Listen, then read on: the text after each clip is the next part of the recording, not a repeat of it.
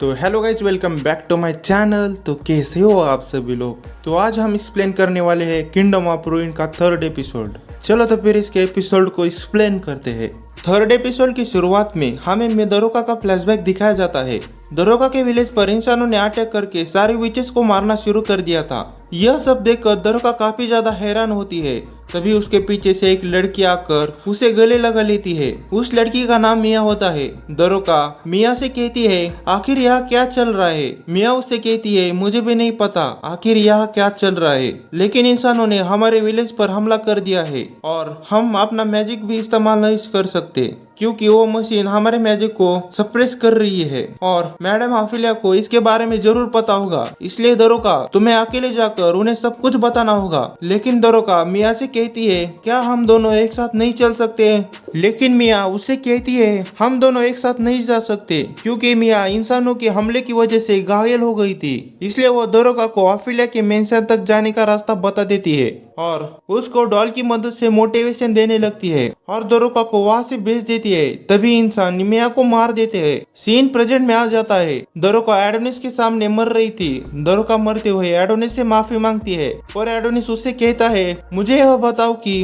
Chloe को फिर से जिंदा कैसे करना है। दरोगा उसे बताने वाली होती है कि तभी इंसान उसके अंदर की बची कुची जान को भी गोलियां मारकर निकाल देते हैं। एडोनिस कहता है मुझे पता था ऐसा कोई तरीका नहीं है कि क्लोई को वापस फिर से लाया जा सके। तभी वहां पर खड़े गार्ड गोलियां चलाकर कहते हैं राक्षस मारा गया और एडोनिस ने अपने मैजिक का इस्तेमाल करके अपने आसपास एक बैरियर बना दिया था। उसकी वजह से वो गोलियां उस बैरियर को टकरा कर वहीं पर ही रुकी जाती है और एडोनिस अपने मैजिक से उन गोलियों पर कंट्रोल करता है और उन गोलियों को गार्ड के ऊपर फायर कर देता है। गोलियां लगने से सभी गार्ड मर जाते हैं। तभी हम एग्जीक्यूटिव को देखते हैं जो एडोनिस के ऊपर स्नाइपर से फायर कर देता है और एग्जीक्यूटिव को लगता है कि वो एडोनिस को मारने में सफल रहा। लेकिन जब वहाँ से धुआं हट जाता है तो हम देखते हैं कि एडोनिस को कुछ भी नहीं हुआ था। तभी एडोनिस अपने मैजिक से उस बुलेट को बड़ा कर देता है और एग्जीक्यूटिव के ऊपर फायर कर देता है। वो बुलेट जाकर एग्जीक्यूटिव को लगती है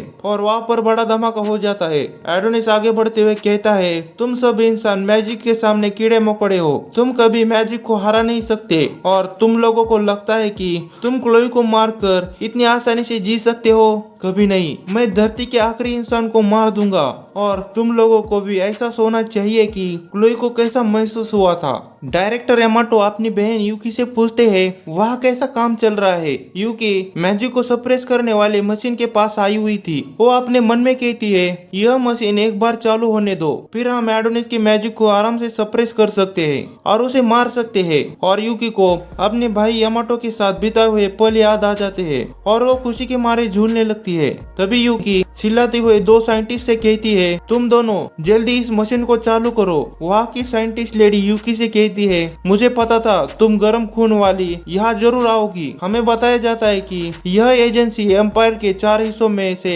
नेशनल साइंस एजेंसी है। इस नेशनल साइंस एजेंसी की डायरेक्टर सैमंथा है। सैमंथा यूकी से कहती है कि तुम पिछली बार से काफी बड़ी हो गई हो, पर मैं तुमको इस मशीन को एक्टिवेट करने की परमिशन नहीं दे सकती। सैमंथा यूकी का फोन लेकर डायरेक्टर यामाटो को फोन करती है और उससे कहती है तुम इस मशीन को एक्टिवेट नहीं कर सकते। सैमंथा कहती है साइंस ने इस दुनिया पर प्रकाश डाला है, लेकिन इस दुनिया में ऐसी भी कई चीजें हैं जिसे इंसान कभी समझ नहीं पाए, जैसे कि मैजिक को सप्रेस करने वाले पार्टिकल्स। इस पर यामाटो कहते हैं यही तो वही बीमारी है जो उन सैनिकों को हुई थी जिन्होंने 10 साल पहले विच को मारने के लिए हंट को ज्वाइन किया था। लेकिन इस बात को 10 साल हो चुके हैं और हम लोगों ने इसके बारे में किसी को नहीं बताया है। सैमंथा कहती है कि हम लोगों ने जानबूझकर उन्हें कुछ भी नहीं बताया था। इसकी वजह से काफी तादाद में लोग मारे गए थे और हमें पूरा यकीन है कि यह डिवाइस इंसानों के बॉडी पर इफेक्ट करता है और उनकी कोशिकाओं को मार देता है। इसलिए हम इस मशीन को एक्टिवेट नहीं कर सकते और दुर्भाग्य से विच इस दुनिया में नहीं बची है जो इन्वायरमेंट को ठीक कर सके। लेकिन वातावरण में जो भी रेडिएशन था वो काफी टाइम पहले ही चला गया है। अगर हम मशीन को फिर से चालू करेंगे तो इंसानों की बॉडी पर उसके पार्टिकल्स का असर पड़ेगा। इंसानियत फिर से तबाह हो जाएगी। तुम्हें अच्छे से पता है एम्परर के साथ क्या हुआ था, जो कि इंसानियत के लिए लड़े थे। यामाटो कहता है मुझे पता है वो बीमारी कभी ठीक नहीं हो सकती जो एम्परर को हुई है। इसके बाद सैमंथा यूकी को अपना फोन वापस देने लगती है, लेकिन यूकी उस मशीन की तरफ भागती हुई जाने लगती है। यूकी अपने आप से कहती है हम लोग भले ही उस बीमारी को नहीं झेल सकते, हमारे सामने जो खतरा है उससे हम भाग भी नहीं सकते।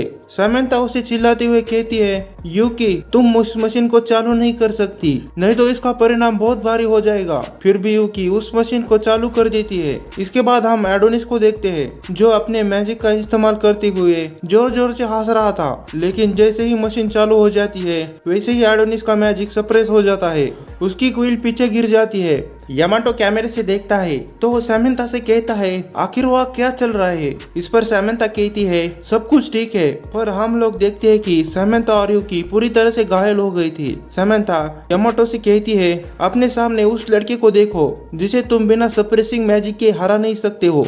जो कोई भी हमारे एम्पायर को डिस्ट्रॉय करने की कोशिश करेगा उसे तुरंत मार दिया जाएगा। इसके बाद यामाटो एडोनिस को मारने के लिए काफी ज्यादा गार्ड भेज देता है। जैसे ही एडोनिस को पता चलता है कि उसे मारने के लिए काफी ज्यादा गार्ड आए हैं, वैसे ही वो अपनी क्विल को लाने के लिए भागते हुए जाने लगता है। तभी एक गार्ड आगे आकर एडोनिस के ऊपर गन तान देता है। तभी हम देखते हैं कि एक बिल्डिंग एडोनिस के ऊपर गिरने वाली थी। तब तक वो गार्ड एडोनिस के सामने पहुंच जाता है। वो गार्ड अपने गन पे लगी हुई ब्लेड को बाहर निकालता है और उससे कहता है कि मैं तुम्हें मार दूंगा। एडोनिस अपने मन में सोचता है क्या मैं यहीं पर मरने वाला हूँ, लेकिन यह काफी शांति से भरा हुआ है। इसके बाद क्लोई मैं तुम्हारे साथ रह सकता हूँ। इसके बाद वो गार्ड एडोनिस के गले को काट देता है। वो गार्ड एडोनिस के कटे हुए सर को अपने साथ ले आता है और अपने साथियों को दिखाते हुए कहता है कि मैंने कर दिखाया, यह रहा उस विच का स्टूडेंट। इससे सभी लोग काफी ज्यादा खुश हो जाते हैं। इसके बाद वहाँ पर एमएस भी जाती है और वहाँ के सभी घायल लोगों को मदद करने लगती है। इसके बाद यामाटो यह नोटिस करता है कि जिस गार्ड ने एडोनिस को मारा है वो बाकी गार्ड की तुलना में जवान है।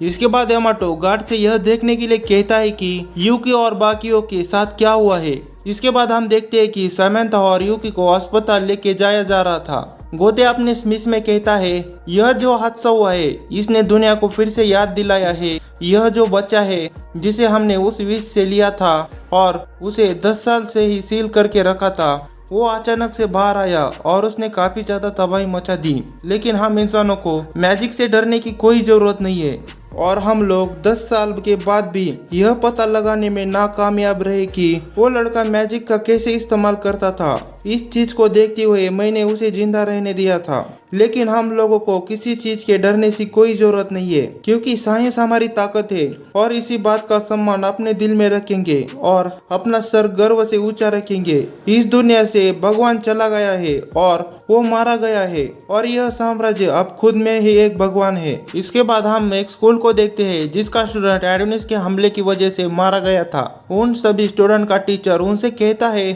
यह सब भूल जाओ, हमारे मॉक टेस्ट आने वाला है और पढ़ाई करना शुरू कर दो। तभी हम लोग एक स्टूडेंट को देखते हैं जो अपने टीचर से कहता है विच का स्टूडेंट इंसान होने के बावजूद वो इंसान के खिलाफ क्यों खड़ा था। इस पर टीचर कहते हैं मुझे भी नहीं पता। इसके बाद हम एक लड़की को देखते हैं जो उस लड़के का गर्लफ्रेंड थी। एक लड़की उसके पास आकर कहती है मैंने देखा था तुमने क्या किया था। वो लड़की जिसका नाम याना है वो उससे कहती है वो बस एक नॉर्मल रिएक्शन था और कोई भी ऐसी सिचुएशन में कर सकता है। इसके बाद एडी वहाँ से चली जाती है जहाँ पर हमले के दौरान मारे गए लोगों की तस्वीरें रखी थी। जिसके बाद हमें एडी का बॉयफ्रेंड कैसे मरा था वो दिखाया जाता है। वो बिल्डिंग के मलबे के नीचे दबा हुआ था। वो एडी से कहता है मुझे बाहर निकालो।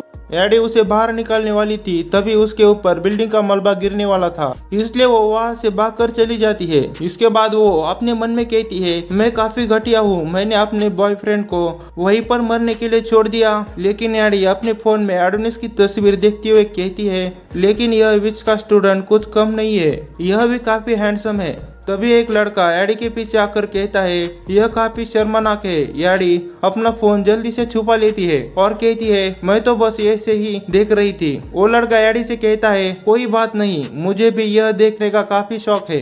लेकिन एडी ने यह देख लिया था कि यह लड़का सरकार के साथ है। वो लड़का एडी से कहता है कि कोई बात नहीं, लेकिन इस बात का ध्यान रखना यह सब करते हुए कोई देख ना ले, क्योंकि विच के स्टूडेंट की वजह से काफी ज्यादा तबाही हो गई है और तुम्हें डरने की कोई जरूरत नहीं है। इसके बाद एडी उसके शुक्रिया कहती है और वहां से चली जाती है। इसके बाद वो लड़का एडी की सब इंफॉर्मेशन फोन पर बता देता है और हमें पता चलता है कि इस लड़के का नाम ओज है, जो कि नेशनल इंटेलिजेंस ब्यूरो का डेप्यूटी डायरेक्टर है। इसके बाद हम नेशनल इंटेलिजेंस ब्यूरो के चार्ली को देखते हैं, जो कि ओज से कहती है मेरा बॉस मुझसे छेड़ता है और मेरे साथ सेक्सुअल हरासमेंट करता है, तो बॉस मुझे जितना जल्दी हो सके उतनी जल्दी मेरा ट्रांसफर किया जाए। इसके बाद चार्ली ओज से कहती है एडोनिस की बॉडी नकली है। इसके बाद हम एडोनिस की असली बॉडी को देखते हैं। यहाँ पर एपिसोड की एक्सप्लेनेशन खत्म होती है। मिलते हैं अगले एपिसोड की एक्सप्लेनेशन में, तब तक के लिए बाय बाय।